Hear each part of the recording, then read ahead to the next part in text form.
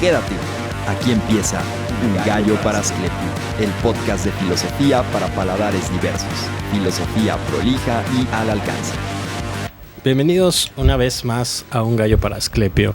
Hoy no venimos a hablar de productividad ni de encontrar sentido en el trabajo. Hoy venimos a escupirle al sistema que nos arranca las horas, nos exprime la espalda y luego nos dice que sonreamos. Aquí no hay wellness, aquí hay furia, aquí no hay coaching, aquí hay Marx y gasolina.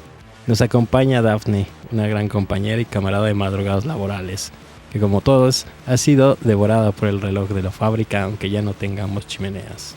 Vamos a hablar del trabajo como condena, como trampa, como mito, y de cómo prenderle fuego a la idea que venimos a esta vida para rendir.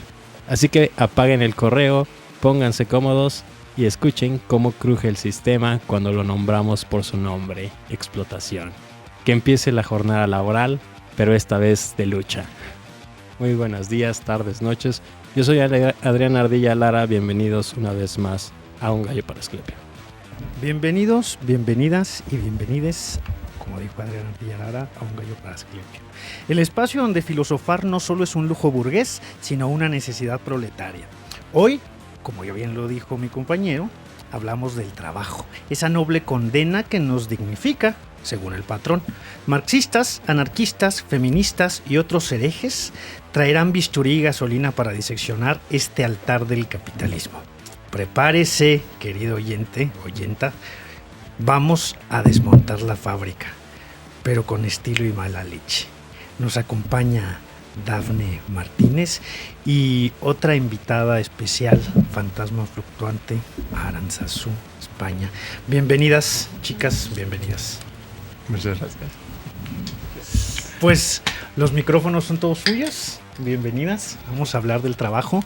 Muy significativo este episodio porque no me dejará mentir Adrián Ardilla Lara, lo programamos desde octubre del año, en octubre del año pasado, inicios de octubre, que hicimos una programación, dijimos vamos a hacer un episodio sobre el trabajo y vamos a invitar a Dafne para platicar acerca del trabajo. Y qué curioso que este episodio sale precisamente hoy, 1 de mayo, Día Internacional de los Trabajadores Proletarios del Mundo Unidos.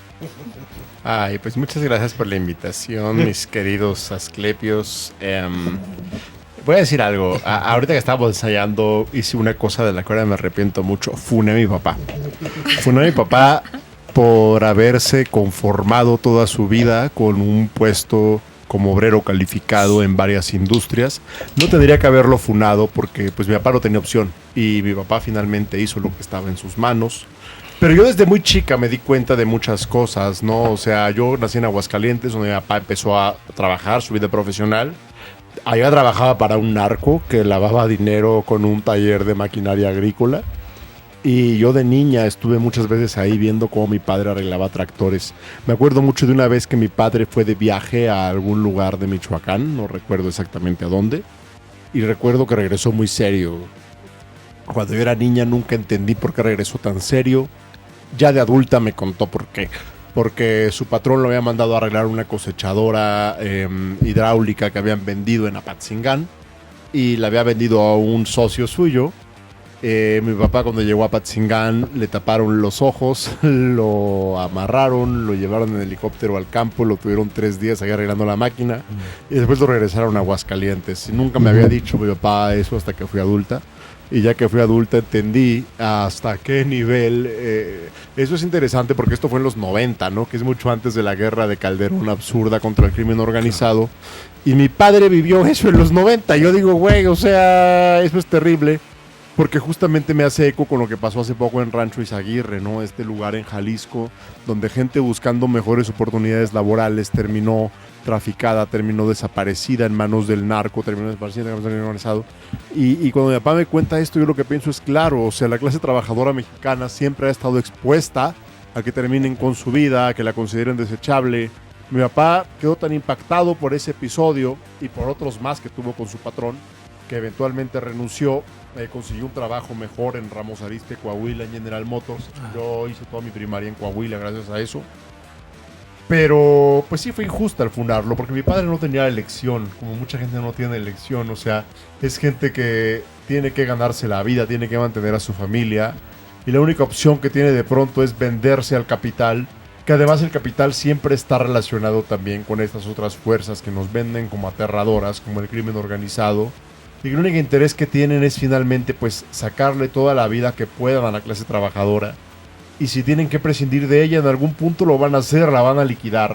Para mí eso es algo que está muy jodido. Sea un empresario legítimo o sea un empresario de estos. Que al final hay un punto del que se vuelve muy borrosa esa frontera, ¿no? Ajá, o sí, sea, sí, son... Porque los empresarios legítimos o son esos mismos güeyes, como en este caso que te estoy refiriendo, sí. o son hijos o nietos de ellos. O sea, está probado empíricamente que difícilmente el hijo del narco se dedica al narco. Entonces es como, claro, o sea... Pero sigue teniendo prácticas del narco porque su papá está en el narco o su tío está en el narco. Entonces lo primero que yo quiero señalar es justamente eso, ¿no? Como en sociedades como la mexicana, como la salvadoreña, que ahora que está de moda el imbécil de Bukele, como la latinoamericana en general o las del sureste asiático, pues es muy difícil y muy complicado hacer esa separación entre el empresario legal y el empresario ilegal. Y como una clase trabajadora finalmente tiene que prestarse para lo que sea con tal de sobrevivir, ¿no? Entonces pues estoy muy agradecida de estar aquí para hablar de este tema tan horroroso que es el trabajo. Pero estoy feliz por la oportunidad de contar este tipo de cosas que finalmente nadie cuenta nunca, ¿no? Y aquí estamos. En el día del trabajo. En el día del trabajo. Trabajando. En Semana Santa, pero pronto se da trabajo. Justamente, ahorita que hablas de estos legales y legítimos y todas estas cosas, ¿no? Me recuerda evidentemente la cuestión del Padrino, ¿no? Cuando Vito está muy triste porque Michael se metió a la mafia y dice: es que yo no quería este camino para ti. Los otros dos hijos que tengo, sí, son babosos. El otro es un tarado que se rige por la fuerza y el otro pues no es muy lúcido. Pero yo quería que tú fueras un abogado, o que fueras un senador, o que estuvieras en el parlamento, para que pudieras ayudarme en otro caso, en otras formas, y que en este caso se mantuviera ese status quo de las cuestiones de la mafia, ¿no? Del crimen organizado, de esta explotación capitalista, que dentro de lo mismo están muy a la par entre lo legal y lo ilegal, y que se mantienen a la par. Incluso también hay muchas series, muchas películas de producción gringa que abordan este tema, ¿no? La relación de los hijos que parecen pues moralmente aceptables pese a que son hijos de narcos y que nadie los tacha de más, pero siguen teniendo estas prácticas mafiosas, corruptibles, y que están ahí de trasfondo a fin de cuentas. Fíjate que ahora que comentas este tema del Padrino, que digo, a mi papá y a mí nos gusta mucho la película del Padrino, toda la serie del Padrino. Mi papá se duerme en las películas, pero con las del Padrino se quedó despierto hasta el final, y para mí es evidencia de que son buenas películas.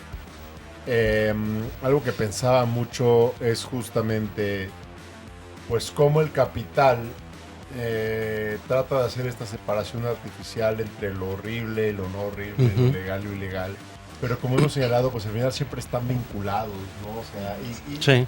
O sea, mi papá nunca tuvo, cuando trabajó para este narcotraficante en Aguascalientes, mi papá nunca tuvo realmente ningún prospecto de ascenso, a pesar de que era ingeniero mecánico, porque todo estaba en manos de la familia de este güey. Es hasta que consigue su chamba en Ramos Arizpe, que más o menos le va bien, tampoco le fue del todo bien.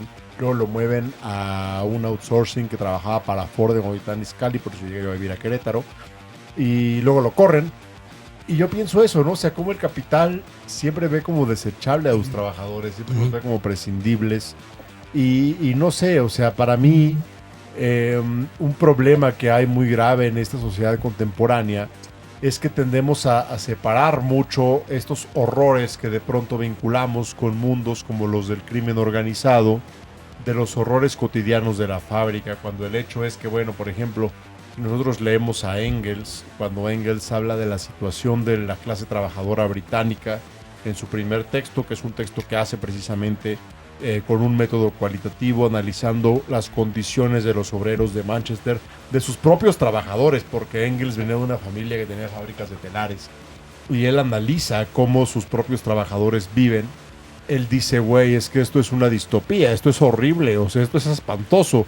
Es gente que trabaja 16 horas al día, después muere, sus hijos mueren también. No hay nadie que esté realmente en condiciones de continuar en estas familias. Entonces, cuando tú lees eso, entiendes justamente cómo el capital es criminal, sí o sí, incluso cuando se venda como legal, cuando se venda como legítimo, cuando se venda como emprendedor. Y ahí pienso en otro concepto que es muy relevante desde el marxismo, que es el concepto de la apropiación originaria. ¿Qué es la apropiación originaria? Bueno, dicen Marx y Engels que la apropiación originaria es justamente este momento en la historia de las fuerzas productivas en que una clase, específicamente la clase que tiene acceso al uso de la fuerza, es decir, la que después se va a ver la burguesía, priva a las masas trabajadoras del control de sus medios de producción. La apropiación originaria no es un evento como tal, es un proceso que toma varios miles de años. Empieza cuando se inventa la agricultura en Mesopotamia, en Egipto, en el Valle del Indo. Posteriormente se va perfeccionando con el Imperio griego, con el Imperio romano. Y finalmente alcanza un punto culmen en la época moderna. Hubo una especie de lapso en la Edad Media donde no hubo apropiación originaria, porque la Edad Media podríamos calificarla en cierto sentido como una época regresiva a un estadio previo, que es el estadio de los campesinos más o menos libres que venden justamente su fuerza de trabajo al señor, etc. Pero después de la Edad Media viene el Renacimiento y luego viene la Ilustración con la Revolución Industrial. En la Revolución Industrial hay un proceso al que Silvia Federici, que es una feminista marxista italiana, ha llamado el proceso de ocupación de los comunes. ¿Qué son los comunes? Los comunes son justamente las fuerzas colectivas que controlan la producción agrícola, ganadera en un territorio dado. Y lo que ocurre es que la clase capitalista, la clase burguesa, Silvia Federici tiene una tesis muy interesante porque dice que utilizan la caza de brujas para justificar lo que va a ocurrir después. Lo que hace la clase burguesa es justamente que ocupa los territorios comunales ocupados por los campesinos previamente y los convierten en territorios explotables bajo la lógica capitalista, que no existe en la Edad Media. En la Edad Media hay una producción de subsistencia. Se produce para que la comunidad siga y en todo caso hay un tributo para el rey o para el señor feudal. Pero ¿qué ocurre cuando hay este proceso de acumulación originaria? Llega el capitalista, desplaza a las masas campesinas y las obliga a convertirse en masas obreras, que es diferente. Claro. De hecho, en Inglaterra hay muchos textos también al respecto de cómo la masa campesina que se incorpora al mercado laboral pasa por un proceso traumático, porque de venir de la vida en el campo en la que te levantas a las 5 y vas y siembras y tienes tus gallinas y la chingada, te duermes otra vez a las 6. La fábrica te dice, ni madres, te levantas a las 5, olvídate de tus gallinas y de tus plantas. De 6 a 6 vas a estar chingándole en una fábrica encerrado. Ahorita no nos parece tan espantoso porque son las condiciones en las que vivimos. Pero imagínate que vives en el siglo XVIII, en el siglo XVII y eres un obrero al que acaban de meter al telar a la fuerza, porque además también ahí hubo un contubernio con ciertas autoridades, sobre todo en Inglaterra, donde en Francia también ocurre durante el despotismo ilustrado, que se obliga a las masas campesinas a abandonar sus medios de subsistencia, de producción, para incorporarse al modelo industrial que conviene a la burguesía. Entonces, ese paso es traumático y el marxismo tiene un nombre, la apropiación originaria. Tú separas a la masa de su medio de subsistencia y a partir de esa separación construyes una nueva forma de producir en la que la masa va a estar alienada. Sí, y que justo es como el gran antagonista marxista en estas cosas, que lo podemos poner en términos actuales, que aparece esta gran clase social que es la clase social de los pobres, porque no existían los pobres en épocas anteriores al siglo XVIII, al siglo XIX. Había gente mendicante, había gente que tenía sus parcelas, sus gallinas, sus plantas y todo eso, pero no existía este concepto de pobreza de la persona que necesita vender su fuerza de trabajo para subsistir. Era quizá personas de autoconsumo, algo así, pero no la pobreza. Y cuando son arrancadas y desligadas aparece esta nueva clase social que es la que hace que estos pensadores del siglo XIX se pregunten qué pedo con esto que estamos haciendo. Justamente, sí había gente pobre. Sí, siempre hubo el mendicante. Pero no era gente pobre como la entendemos ahora. No como ahora. Ajá. Era gente, por ejemplo, era gente sin piernas, era gente con lepra. era gente marginada socialmente. Que ese siempre ha existido. A la que el cristianismo enseñaba que había que atender. O sea, la iglesia te decía, güey, si hay una persona que tiene esta condición en tu comunidad, la iglesia medieval por lo menos, Sí. lo que hay que hacer es atenderla. Bueno, hay una película de Walt Disney, 2 películas de Walt Disney que a mí me parecen muy ilustrativas para entender este fenómeno. Una es Robin Hood, la película Furra, Paja, Excellence. Ajá. La otra es El Jorobado de Notre Dame. Claro. Hay que ver primero Robin Hood, luego El Jorobado de Notre Dame. ¿Por qué? Porque Robin Hood nos muestra cómo operaba la iglesia en la Edad Media, en su punto álgido. De hecho, bueno, la leyenda de Robin Hood, para quienes no sepan, está basada en un rey que existió realmente en Inglaterra, que fue Juan Sin Tierra, Juan Sin Tierra. que es el príncipe Juan, que de hecho fue el primer rey que le entregó a los señores feudales el control de las tierras en Gran Bretaña. Por eso lo odiaban los campesinos, porque fue el que instituyó formalmente el feudalismo, por llamarlo de alguna manera. Bueno, no él, primero fue el conquistador, Guillermo el Conquistador, pero Juan Sin Tierra consolida ese proceso. Pero aún así la iglesia en la época de Juan Sin Tierra no era amiga de ese modelo económico. Tal no era amiga de ese modelo económico que a Juan Sin Tierra lo excomulgaron. Y no solamente lo excomulgaron, el Papa ordenó un interdicto contra Inglaterra. Un interdicto es una excomunión general. O sea, cuando gobernó Juan Sin Tierra Inglaterra, el Papa ordenó excomulgar a todo el país.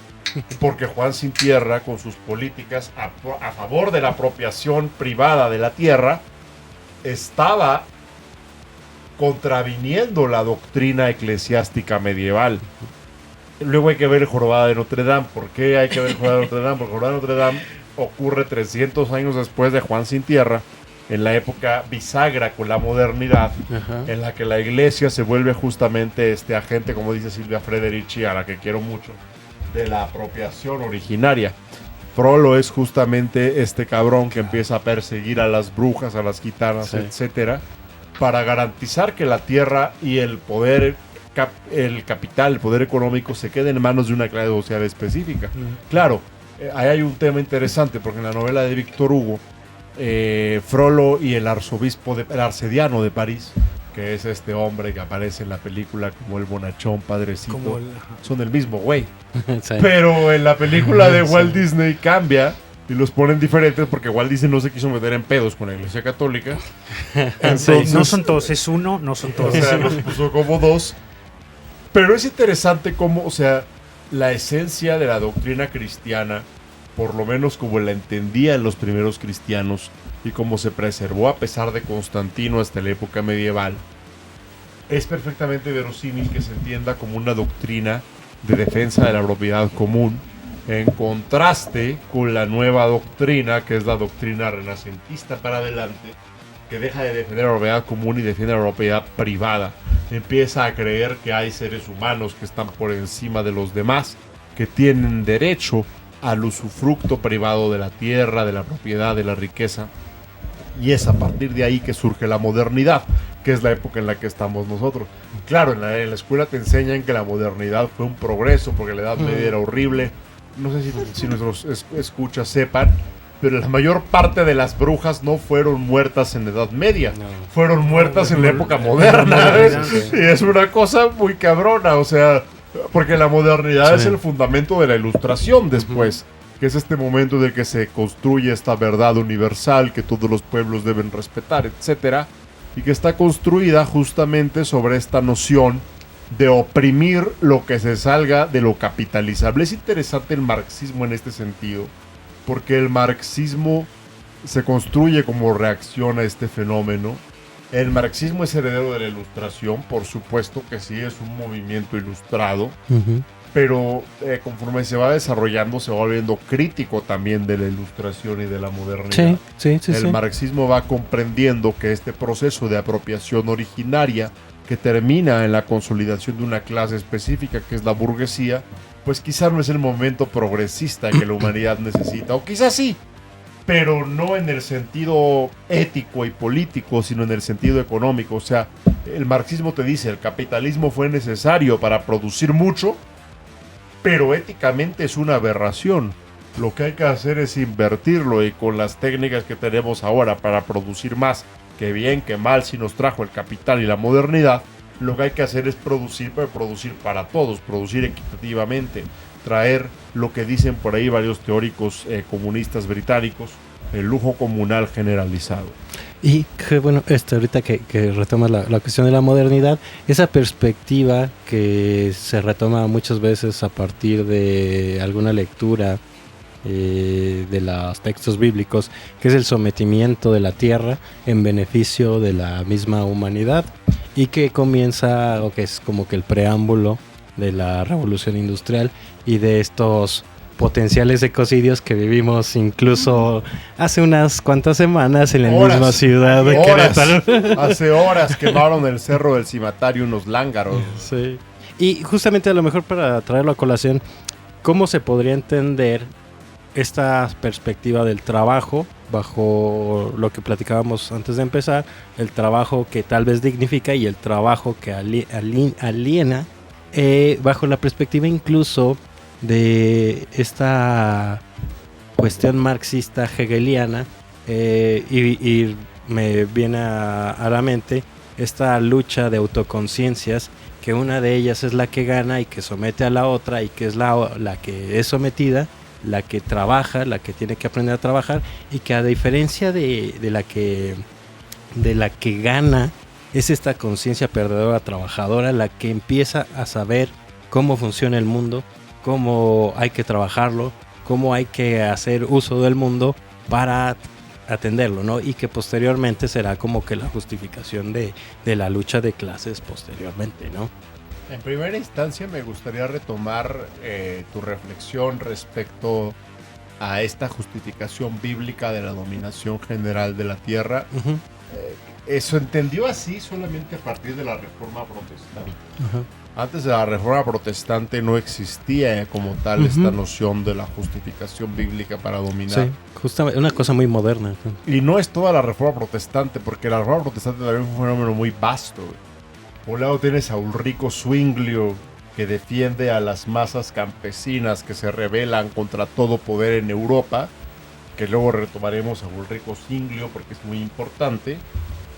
Y luego tienes en medio al tibio de Martín Lutero. Uh-huh. Y en el otro extremo, digamos que la Reforma Protestante tiene su derecha, su centro y su izquierda. Okay. El centro es Martín Lutero, la izquierda es Ulrico Zwinglio, que ya hemos mencionado, y la derecha es Juan Calvino. ¿Por qué digo que la derecha es Juan Calvino? Porque Juan Calvino es el primero justamente que intenta justificar esta dominación generalizada de la naturaleza a partir de la Biblia. Y también intenta justificar otra cosa, que es la idea de la predestinación. Juan Uh-huh. Calvino, haciendo lecturas espantosas de San Agustín, Uh-huh. llega a la conclusión de que hay una minoría que está destinada al éxito, al triunfo, y que esa minoría está condicionada por el hecho de que como son trabajadores, como son gente honrada, como son gente decente, merecen la riqueza. Esto suena a justicia social aparentemente, pero no lo es, porque es el fundamento del capitalismo contemporáneo. Y que el resto de las masas medievales que están felices en el carnaval y en la fiesta merecen la condenación, porque justamente son incapaces de entrar en esta dinámica del trabajo honrado y la producción, etcétera. No pueden asumir el castigo que Dios les ha impuesto. Yo siguiendo a los cátaros en ese aspecto y siguiendo a los hermanos de Libre Espíritu y a Ulrico Zwinglio, por supuesto, me atrevería a decir que más bien son los trabajadores honrados los que no han entendido la Biblia, porque por ejemplo, si tú lees el Génesis, específicamente el episodio de Caín y Abel, que Vivian Abesunchan tiene un ensayo muy bello al respecto. ¿Quién es el huevón? Abel. ¿Y quién es el trabajador honrado Caín. que está chingándole? Caín. Caín chinga a Abel porque Caín no puede entender cómo Abel, siendo un huevón pasguato primitivo, tiene la bendición de Dios. Él cree que su trabajo merece honra, entonces por eso lo chinga. Fíjense que han leído el Génesis completo alguna vez. El Génesis es muy interesante. Sí. Porque hay una genealogía de Abel, bueno, no de Abel, sino de Set, que es la genealogía de Noé. Hay una genealogía de Caín. Y en la genealogía de Caín, todo el mundo es herrero, es albañil, es constructor de ciudades. O sea, la genealogía de Caín es la genealogía de la gente que mantiene viva la civilización. Sí. Y la genealogía de Set, que es el heredero de Abel, son un montón de huevones pasguatos que nada más están cotorreando con Dios y que están pasando poca madre, güey. Entonces, claro, a Dios lo que le molesta en el Génesis no es la pasguatez, es la pretensión de tu trabajo te justifica. Luego viene el Evangelio concretamente. En el Evangelio no hay una sola palabra buena para la gente trabajadora y para la gente rica, güey. Todo lo que hay para esa gente son horrores. O sea, está el rico de Pulón y Lázaro, que se va al infierno. Luego está también el tema del camello que pasa por la aguja, que muchos exégetas alemanes sobre todo han querido matizar diciendo que no se refiere a un camello, sino a un alambre. Y yo así digo, eso no importa, el sentido no cambia. O sea, están diciendo que ese rico está cabrón. Y por otra parte está la parábola de, pues sí, el rico Pulón y Lázaro, pero también hay una parábola muy bella del hombre que trabaja 7 años para llenar su granero. Y cuando por fin dice, voy a jubilarme, voy a beneficiarme de esto, Dios le dice, insensato, te vas a morir. O sea, el Evangelio es opuesto al trabajo duro. El Evangelio, o sea, Jesucristo hace lo que le da su perra gana el sábado, le vale madres.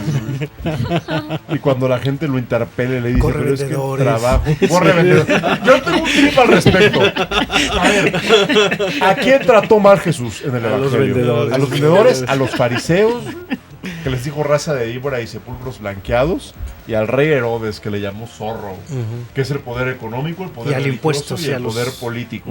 O sea, Jesús a la única gente que trató mal es a la gente que ejercía algún tipo de poder. A la prostituta le dijo no vuelvas a pecar, pero nunca entendemos a qué se refiere con no vuelvas a pecar. A la mujer de Maús también la trata bien, o sea, Jesucristo trata bien a la gente de la masa, a la gente del pueblo, a la gente que verdaderamente viene de abajo. Claro. ¿A quién trata mal? A los poderosos. Entonces, claro, cuando Juan Calvino hace esta perversión del trabajo duro te lleva a Dios, a mí me parece de las herejías más aberrantes que han existido en la humanidad. Lamentablemente le dio la forma a nuestro querido vecino del norte, que es Estados Unidos. Claro. Pero eso está muy mal desde el punto de vista cristiano. Ahora, yo no condeno todo el protestantismo porque insisto que estaba Ulrico Zwinglio, que era el gran apóstol de esos movimientos campesinos que Lutero mismo condenó. Y que para mí son muy importantes. O sea, las revueltas campesinas de la Edad Media, para mí son como un momento clave para entender el desarrollo del capitalismo. Y para mí son la génesis de lo que después se convertiría en el comunismo. Esta idea de los campesinos de, güey, pero pues yo soy quien administra esta tierra, yo soy quien la trabaja, ¿por qué tengo que plegarme a los intereses del señor feudal? Que es interesante porque en Estados Unidos ahorita hay una cosa similar, aunque muy pervertida. Esta cosa del libertarianismo, por ejemplo, ¿no? De yo soy quien trabaja, ¿por qué tengo que plegarme a los intereses de la ONU o del gobierno? Les digo que es pervertida porque en Estados Unidos obvían que el poder económico sigue siendo una forma de poder. Sí. Tal es una forma de poder que en este momento que vivimos ahora es la forma de poder más explícita que existe. O sea, Donald Trump lo compró a un grupo de oligarcas para garantizar la perpetuación del dinero que tienen y que no se pierda en la crisis generalizada del capital Claro. que hay en este momento. Entonces, es peligroso el libertarianismo porque te pones a Inés Pliego al mismo nivel que tú, pero no, Inés Pliego es tu opresor, Inés Pliego es Juan Sin Tierra, Inés Pliego es el gobernante en este momento, no es Claudia Sheinbaum, porque el poder en las democracias liberales está sometido completamente a la capacidad del poder económico detrás de ellas. Entonces, te quieres rebelar contra alguien, no te rebeles contra el gobierno, rebélate contra los empresarios, rebélate contra Elon Musk, contra Claudia Sheinbaum, contra Jeff Bezos, porque tú estás más lejos de ser ellos que de ser el indigente del que te quejas cerca de tu casa. ¿Escucharon? Tengo ya fuertes arengas Prometió. para el templete del 1 de mayo. Sí. Prometimos fuego y gasolina el día de hoy. A mí me da asco que Salinas Pliego se venda como no, pero es que yo soy parte del pueblo mexicano. No, cabrón, tú no tienes nada en común conmigo, pinche empresario, burgués no. meado, güey. Ningún Ya va para empresario. abajo, ¿eh? Qué bueno, perdió un Ya está tercio de su perdiendo. fortuna el idiota, Y va a güey. perder más. Por Y eso ojalá. ahorita está en redes sociales ajá, para pero sí, no. Sí. Ningún empresario representa a los trabajadores. Pero es interesante porque sí se venden como yo soy como tú. Yo un día, no, hay un abismo entre yo y tú, cabrón. ¿Y sabes qué? Yo lo sigo en Instagram. Siempre veo sus fotos con su esposa estúpida y con sus putos hijos y sus pinches nietos, güey. Yo lo único que pienso es, ojalá se vean así de bonitos en el campo de reeducación, cabrón. Este programa es patrocinado por Electra, tu tienda de confianza. ¿Cuál es su telefonía que tienen esos güeyes? No sé. No. Un iPhone. AT&T, ¿no? Porque Slim tiene Telcel, que también lo odio a Slim. Pero me parece un empresario menos mierda que Salinas Pliego. Sí. Lo debo decir, o sea, Slim también lo detesto. Pero me parece un tipo de entrada más inteligente. Sí. Es menos público, Ajá. Menos cínico. menos público, Menos cínico, menos ajá. en su casa seguro habla muy bien de nosotros los trabajadores, pero es menos público. Sí, Sí. claro. No, pues y yo apenas iba a preguntar, ¿y qué es el trabajo? ¿Qué es el trabajo? Pero si me oye un derechango ahorita me va a decir, claro, amas a Slim porque Slim es pro 4T. Yo le diría, a ver cabrón, la 4T se chingó a Slim con el aeropuerto de Texcoco. Yo no defiendo la 4T, sí, dicho sea de paso. Si yo detesto a Morena, me parece que es un agente en tu cara, desmovilizador Yo del no soy pueblo. morena. Pero sí me parece ridículo que digan, no, pero es que se chingó Slim. Pues sí, güey, pero el güey tuvo la resiliencia para encontrar otros negocios dentro de Morena. O sea, no sé, o sea, Sí. No va a salir ya del nicho. no, para No nada. está. Y porque además el güey no está casado con esta dinámica de yo soy rico porque me lo merezco. No, el güey, de hecho, el güey es un empresario hasta más orgánico. O sea, el güey sabe perfectamente bien lo que cuesta ganarse las cosas. Y por eso, si tiene que hacer un deal con alguien que no le conviene, lo va a hacer. Salinas Pliego sí es un cabrón aristocrático, pinche junior de mierda, Sí. que está casado con la idea de que eternamente tiene que ser rico. O sea, es mucho más asqueroso que Slim Salinas Pliego. Sí. Me estaba acordando también ahorita que comentabas la cuestión del capitalismo y de cómo la revisión del marxismo empieza a desarrollar todo esto y concluye incluso medio diciendo es que los problemas, hablando particularmente de los campos de concentración de la Segunda Guerra Mundial, parten no de una cuestión espontánea, sino que se vienen desarrollando a partir de la modernidad, propiamente de la Ilustración, y que cómo deviene el marxismo en la teoría crítica y el capitalismo, si gustas, en los fascismos y en los nacionalismos, que se vienen a criticar en el siglo XX, ¿no? Bueno, el marxismo para mí es la ciencia que va a liderar a la humanidad del yugo capitalista. Yo creo que el marxismo es una ciencia que no es cuestionable en absoluto. O sea, si es cuestionable es para profundizar en lo que ya dijo Marx, no porque el marxismo esté mal. El marxismo para mí está al nivel que está la teoría newtoniana de la física. Pero sí entiendo desde esa perspectiva la reacción capitalista que precisamente ha intentado vendernos un mundo en el que el marxismo equivale a muchas otras cosas. Ya. Equivale a opresión, equivale a la Unión Soviética, equivale a la Camboya de Pol Pot. Es que justo, sí, ese es el pedo, lo relacionas inmediatamente. Pero eso es por un lado del cerebro occidental. Por Ajá. ejemplo, nadie te dice que la Camboya de Pol Pot colapsó por una invasión marxista de Vietnam. O sea, quien acabó con el genocidio camboyano no fueron los gringos, fueron los vietnamitas, que ya le habían ganado a los gringos, dicho sea de paso. Entonces, cuando Vietnam invade Camboya es cuando se acaba el genocidio camboyano. Y ahora no te dicen tampoco que cuando el régimen de los Khmeres rojos es derrotado, es sustituido por el Partido Comunista de Camboya, que gobierna Camboya hasta 1992. Okay. O sea, quien acaba con el genocidio camboyano son los comunistas organizados. Ajá. Tampoco te dicen que la CIA financiaba a los Khmeres rojos. No te dicen tampoco, por ejemplo, de una cosa tan espantosa como el genocidio camboyano, como fue el genocidio indonesio. ¿Han oído ustedes del genocidio indonesio? No, yo no. En libros de texto, pero no. Indonesia fue gobernada en 1970 por un general que fue el general Suharto, que fue el primer Pinochet. Fíjate que yo hasta hace poco creía que el neoliberalismo había sido implementado primero en Chile, no es verdad. Los primeros dos países donde se implementó el neoliberalismo fueron Singapur e Indonesia. El Singapur de Lee Kuan Yew, que es el venerado por todos los tecnócratas contemporáneos, incluidos los panistas de Querétaro. Y la Indonesia del general Suharto, donde hubo 3 millones de muertos, la mayoría campesinos y obreros adscritos al Partido Comunista Indonesio, que murieron precisamente porque Suharto los llevó a campos de concentración. Eso es algo de lo que no se habla. Todo el mundo sabe del genocidio camboyano.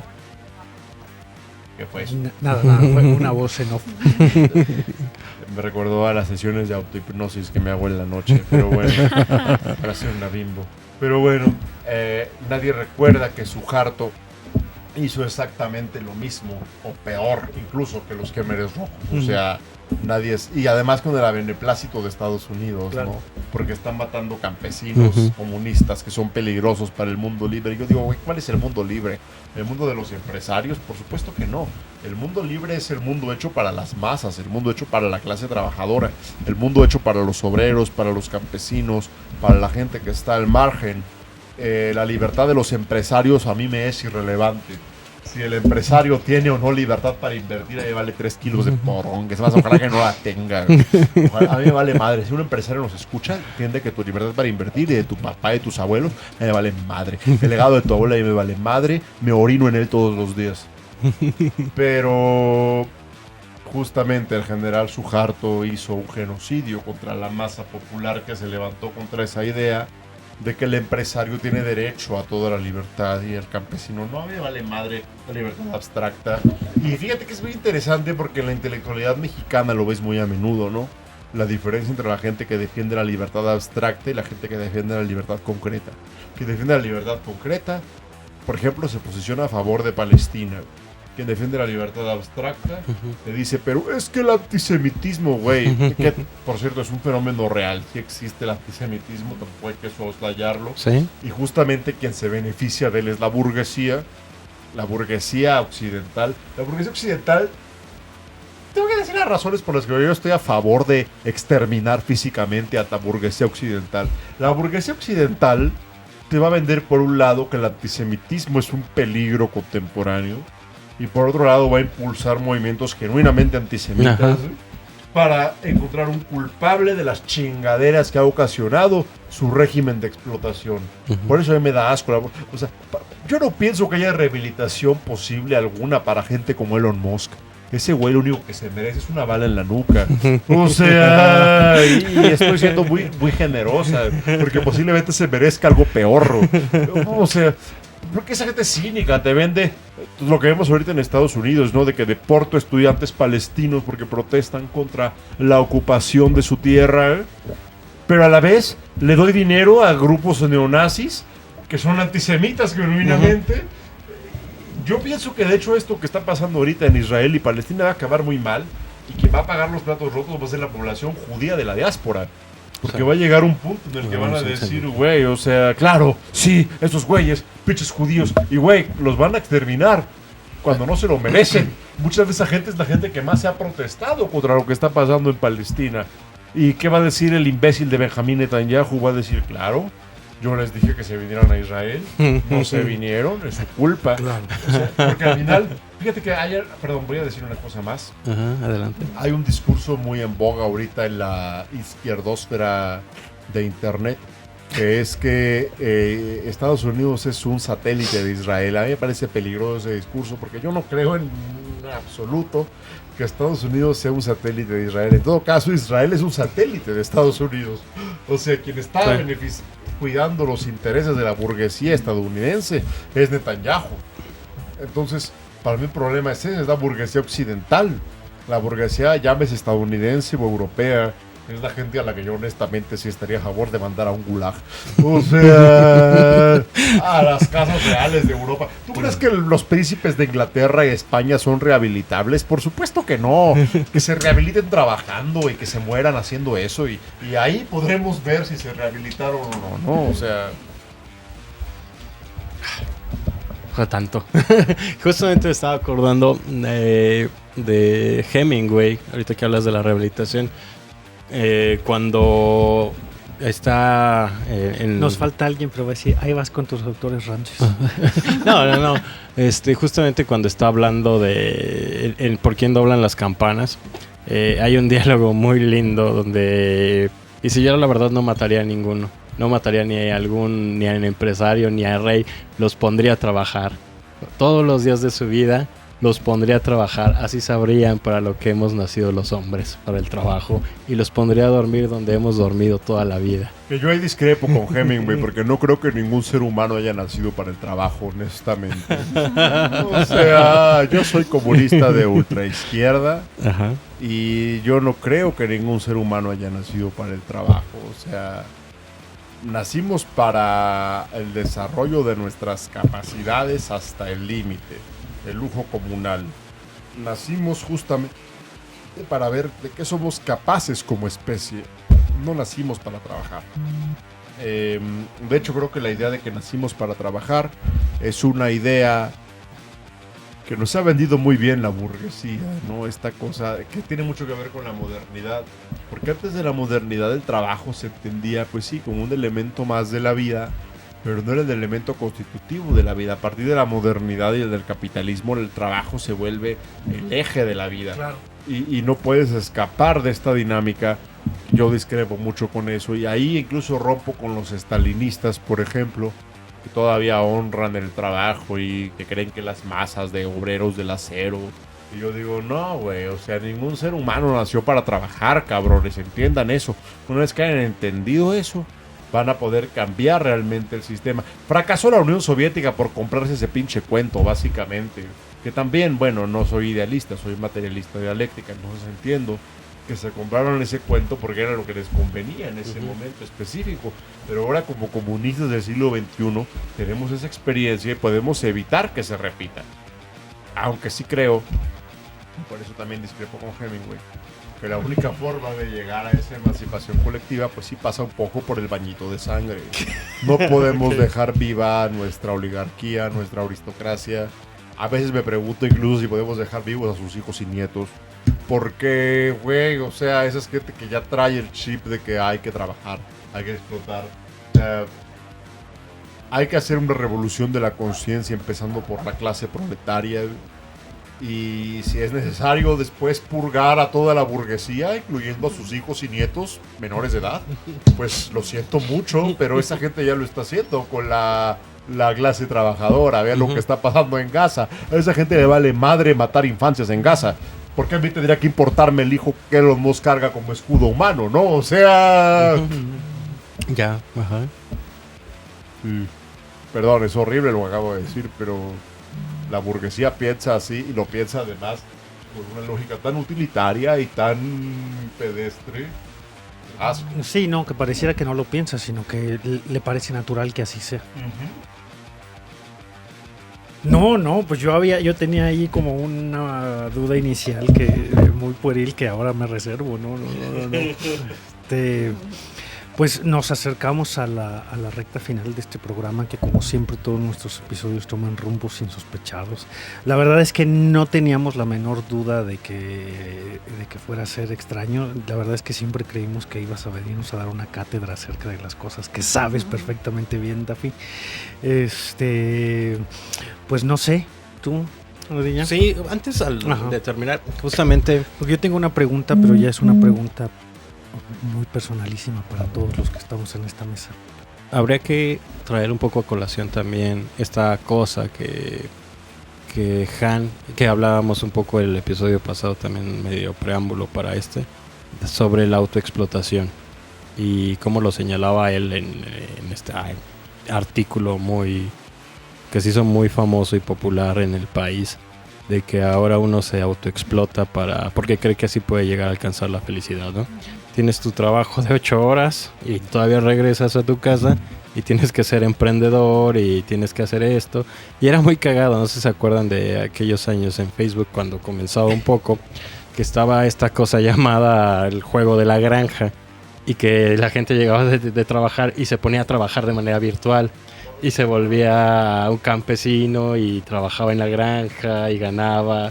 E incluso creo que a veces, ya lo implementaron después, tú ponías dinero O sea, comprabas cosas en esta cosa de la granja para ser productivo virtualmente. O sea, te divertías trabajando por si la vida laboral no fuera suficiente, te seguías explotando de manera virtual y lo sigues haciendo, ¿no? O sea, siempre o por lo menos ha sido un discurso muy reiterativo de los últimos años para acá, de ser emprendedor, de ser tu propio jefe, de que te olvides de que una empresa te pague el seguro y que el Estado te mantenga y todas estas cosas, ¿no? Esta cosa de la autoexplotación para la autorrealización y la posibilidad de ser feliz en algún momento, que Han critica en este artículo y muy particularmente en la sociedad del cansancio. Yo detesto bastante a Byung-Chul Han. Lo detesto porque de entrada me parece tres cosas. Por un lado, creo que está diciendo algo que el marxismo siempre ha estado diciendo, que es el hecho de que en una sociedad obsesionada con la productividad estamos condenados a la autoexplotación y a la alienación. O sea, cuando Marx habla de la alienación, creo que está diciendo lo que Byung-Chul Han después recupera. En segunda instancia, me molesta un poco que Byung-Chul Han culpe a la propia clase trabajadora por su explotación. O sea, tenemos que explotarnos ahorita, no es porque queramos, es porque desde los 80 ha habido una ideología que se llama neoliberalismo, que no es otra cosa que capitalismo radicalizado. Por eso prefiero a Frederick Jameson que a Byung-Chul Han, que Frederick Jameson explica perfectamente bien de dónde viene el neoliberalismo, etcétera. Incluso David Graeber, que es un anarquista, yo no soy anarquista, pero entiendo perfectamente bien por dónde va su punto. O Naomi Klein, que tiene un ensayo muy bueno, Naomi Klein, donde explica por qué Trump está haciendo todo lo que está haciendo con los aranceles, etcétera. O sea, Slavoj Žižek. Toda esta gente me parece que tiene mucho más que aportar a la discusión contemporánea de por qué nos autoexplotamos que Byung-Chul Han. Byung-Chul Han dice obviedades, además dice obviedades que culpan a la clase trabajadora, y en última instancia me parece que no profundiza en estas situaciones, ¿no? Por ejemplo, algo que yo siempre he querido señalar es cómo la izquierda académica entre 1985 y 2015 por lo menos, porque ya no estamos en ese lugar, pero desde el 85 a 2015, ese margen de 30 años, se la pasó, incluso Naomi Klein, a la que acabo de elogiar, lo hizo en su momento, se la pasó culpando a la sociedad del consumo, a la sociedad del espectáculo. No, es que ahora somos unos consumistas horribles, que bueno, eso viene de Abort, que es muy chido, pero me parece a mí que es sospechoso que a partir del 85 estemos culpando a la gente por ser consumista, que nos hayamos olvidado de pronto que el consumismo no existiría si no fuera porque hay un sistema productivo al que le conviene que seamos consumistas. Desde el 85 desapareció la producción de los análisis sistémicos sobre lo que es el capitalismo, y no me parece baladí, porque tiene que ver justamente con el giro neoliberal, en el cual la subjetividad individual es responsable de todo lo demás. Y perdónenme, pero no, incluso se me están individualizando, yo no soy responsable de eso. Los empresarios que se beneficiaron de eso son responsables, yo no, y lo voy a enfatizar siempre. Yo sí creo que hay que culpar a la burguesía, que hay que llevarlo a otras consecuencias. Tiene que acabar en sangre y acaba en sangre. Tiene que ser sangre de bebés burgueses, que sea sangre de bebés burgueses, vale más. Porque ahorita es sangre de bebés palestinos, de bebés en los Tula, de bebés en Tila, Chiapas. O sea, ¿por qué yo tendré que pasar por alto que a esa gente le importe una mierda lo que pase con los bebés de mi clase social? Y a mí no me tiene que importar, o sea, yo tengo que considerar de pronto a los hijos y nietos de esa escoria. No, yo pienso que eso tiene que acabar. Y ¿sabes qué es lo peor? Que mientras más avance el calentamiento global, mientras más avance el estadio del que estamos en este momento, más atrocidades tendremos que cometer si queremos cambiar el sistema. ¿Por qué? Porque esta gente ya nos está tentando el corazón. Están construyendo búnkers para aislarse de lo que está pasando por su pinche culpa. Han construido un sistema basado en la acumulación, en la quema de hidrocarburos, que ha jodido el ambiente a nivel global. Y nos están diciendo que no les importamos. Bueno, pues a mí no me importan tus pinches nietos, Bill Gates, perdóname. O Elon Musk, o sea, si tu pinche hijo que estás cargando como escudo humano tiene que morir para que tú mueras, bendito sea. Es lo último que voy a decir. Perdón, Cenas Pliego, pero tus pinches nietos adolescentes me valen verga. Super. Incendiario. Sí, a ese Episodio nivel. Incendiario. Desde el suicidio no había un episodio tan incendiario. ¿No? ¿Sabes cómo me dejaré de valer verga? Si hacen lo que hizo la hija mayor de Elon Musk y le dan la espalda a su pinche clase social. Ahí dejan de valerme verga. Pero mientras sigan replicando lo que ustedes les enseñan, por mí que se mueran. Super. No, pues con esto nos despedimos, querida y bella audiencia. Muchas gracias. Un gusto que hayan estado aquí con nosotros. La verdad es que Aranza, que no la ve porque no apareció acá en cámara y que dijo poco, estuvo aquí coachando el episodio. Dafne, un gustazo que hayas estado con nosotros. Muchas gracias. Algo final, algo de cierre. ¿Dónde pueden encontrarte nuestros escuchas? ¿En qué andas? ¿Cómo te pueden contactar? Yo tengo otro podcast que ahorita de hecho voy a ir a grabarlo, que se llama Dos Gatas Radioactivas, con Daken Herrera, una activista queer de aquí de Querétaro. Y también tengo pues mis redes sociales, búsquenme como Anarcoshula con X en Instagram o como Martínez Dafne en Facebook. Yo no soy anarquista realmente, soy comunista de izquierda, que es muy próximo al anarquismo, pero no soy anarquista exactamente, pero pues ahí me pueden. Pero de nickname, Anarcoshula con X, en vez de CH, X. Ajá. Ok, lo dejamos por aquí. Anarcoshula.